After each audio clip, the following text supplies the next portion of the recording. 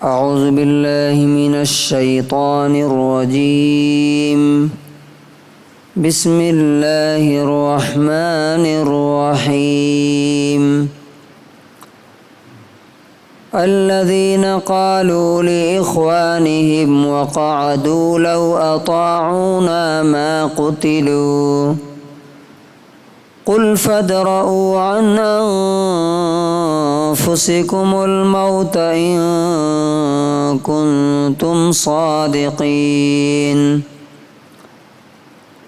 سورہ آل عمران، سورہ نمبر 3، آیت نمبر 168۔ یہ وہ لوگ ہیں جو اپنے گھروں میں بیٹھ گئے اور اپنے بھائیوں کے بارے میں کہا کہ اگر وہ ہماری بات مانتے تو وہ مارے نہیں جاتے۔ آپ ان سے کہہ دیجئے کہ اگر تم اس بات میں سچے ہو تو اپنی موت روک کر کے دکھا دو۔ Those who said about their brothers while sitting at home, if they had obeyed us, they would not have been killed. Say, then prevent your death from yourself if you are truthful. اس سے پہلے یہ بات آ چکی ہے کہ جنگ احد میں جو 70 صحابہ شہید ہوئے اور مسلمانوں کی جیت ہار میں بدل گئی، اللہ تعالیٰ نے اس کے 2 ریزن بتائے۔ نمبر 1، یہ اللہ کے پرمیشن سے ہوا، اور دوسرا، اللہ تعالیٰ چیک کرنا چاہتا تھا یہ مشکل حالات لا کر کے کہ کون سچا ہے اور کون جھوٹا ہے۔ تو اس وقت سمجھ میں آیا مشکل حالات اگر نہیں آئے، ٹف سچویشن اگر انسان پر نہیں آئے تو پتہ نہیں چلے گا کہ وہ اندر سے کیسا ہے۔ اسی موقع پر پتہ چلا کہ اصلی مسلمان کون ہے، منافق کون ہے۔ پھر مسلمانوں میں بھی درجے، لیولز، اب ابو بکر، حضرت عمر، حضرت عثمان، حضرت علی، حضرت ابو عبیدہ، حضرت طلحہ نبی صلی اللہ علیہ وسلم کے ارد گرد رہے، لیکن بہت سے لوگ ایسے تھے جو بھاگ کھڑے ہوئے فیلڈ چھوڑ کر کے، تو ان کے درجے بھی وہ جنگ کی وجہ سے طے ہوئے، وہ ہار کی وجہ سے معلوم ہوئے کہ کون کس لیول کا ہے۔ اب اللہ تعالیٰ جو ہے ان کی بات بتا رہا ہے کہ کس طرح کی کفر کی باتیں کرتے ہیں وہ۔ انہوں نے کیا کہا کہ اگر ہمارے بھائی جو مارے گئے جنگ میں ہماری بات مان لیتے، کیا بات تھی ان کی؟ کہ ہمارے ساتھ مدینے میں رہ جائے، باہر نہیں جائیں گے ہم، تو مارے نہیں جاتے، ان کی جان نہیں جاتی۔ اچھا دیکھیے، اس طرح کی بات ہم لوگ بھی بولتے ہیں نا اپنی ڈیلی لائف میں۔ کوئی نقصان ہو گیا، کوئی لاس ہو گیا تو کیا بولتے ہیں؟ دیکھو تم نے میرا مشورہ نہیں مانا نا، میں نے کہا تھا نا ایسا نہ کرو، ایسا ہو گیا نا۔ اللہ تبارک و تعالیٰ کیا بتا رہا ہے کہ اس طرح کی بات مومن نہیں کر سکتا۔ کون کر سکتا ہے؟ منافق کرے گا۔ کیوں؟ جب معلوم ہے کہ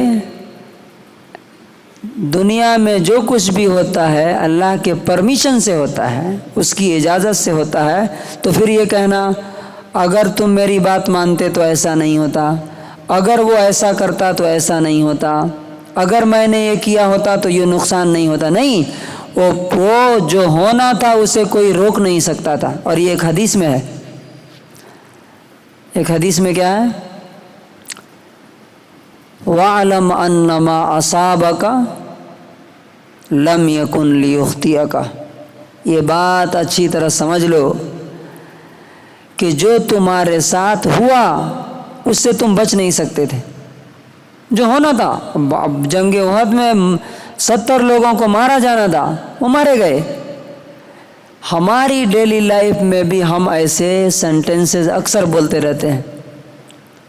اگر ہماری شادی فلاں جگہ ہوتی تو اچھا ہو جاتا، اگر ہمارا کاروبار یہ ہوتا تو اچھا ہو جاتا، اگر ہم نے ایسا کیا ہوتا تو یہ لاس نہیں ہوتا.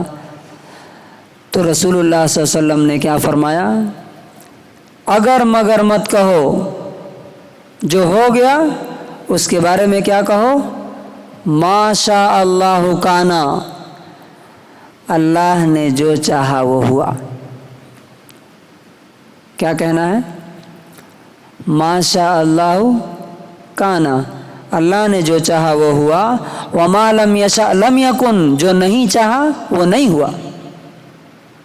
اس سے فائدہ کیا ہوتا ہے؟ اور اگر مگر کہنے کا نقصان کیا ہوتا ہے معلوم؟ یہ بہت بڑی سائیکالوجی ہے اس کے پیچھے. دنیا میں انسان جو کچھ بھی کرتا ہے اس کا مقصد کیا ہے؟ سکون ملے، نہیں ہے نا؟ آرام ملے، خوشی ملے. لیکن آپ بتائیے کہ جب انسان پیچھے کی کوئی تکلیف یاد کرتا ہے، کوئی نقصان یاد کرتا ہے، کوئی مصیبت یاد کرتا ہے، اور اس وقت بولتا ہے کاش ایسا نہیں ہوتا میرے ساتھ، تو کیا ہوتا ہے؟ آرام ملتا ہے، سکون ملتا ہے کہ تکلیف ہوتی ہے؟ وہ پرانا درد، پرانا زخم کیا ہو جاتا ہے؟ پھر سے ہرا ہو جاتا ہے، پھر سے اتنی تکلیف ہوتی ہے وہ باتیں سوچ کر کے. اس لیے اللہ تعالیٰ کیا سکھا رہا ہے؟ اگر کا سینٹنس نہیں بولنا، کاش یہ ورڈ اپنی زندگی سے نکال دو. کیا کہنا؟ جو ہوا اللہ تعالیٰ کی مرضی سے ہوا. اب اللہ تعالیٰ ایک چیلنج دے رہا ہے. ٹھیک ہے، تم بولتے ہو کہ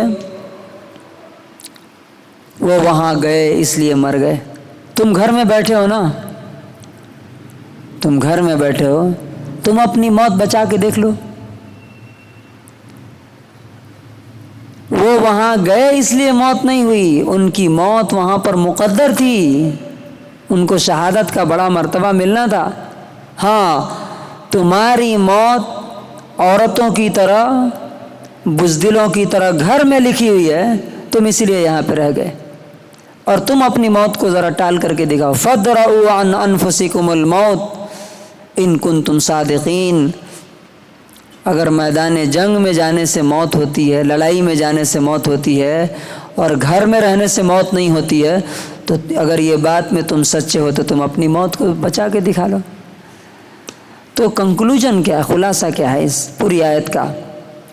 کہ جب بھی کوئی بات ہو اس سے پہلے پلاننگ کرنا ہے، سوچنا ہے، غور کرنا ہے، اور اس کے دونوں سائڈز کو دیکھنا ہے.